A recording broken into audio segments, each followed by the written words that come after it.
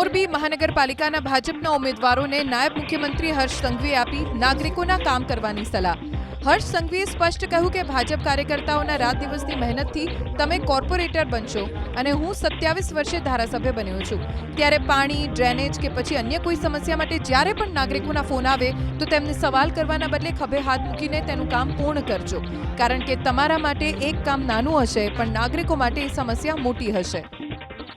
અહીંયા બેઠેલા અનેક કાર્યકર્તાઓ એવા છે કે જે એમના બૂથની અંદર રાત દિવસ કામ કરે છે, ત્યારે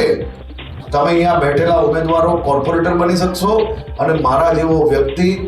27 વર્ષની ઉંમરે ધારાસભ્ય બની શક્યો હોય કે માત્ર ને માત્ર ભારતીય જનતા પાર્ટીના કાર્યકર્તાઓ જે બૂથની અંદર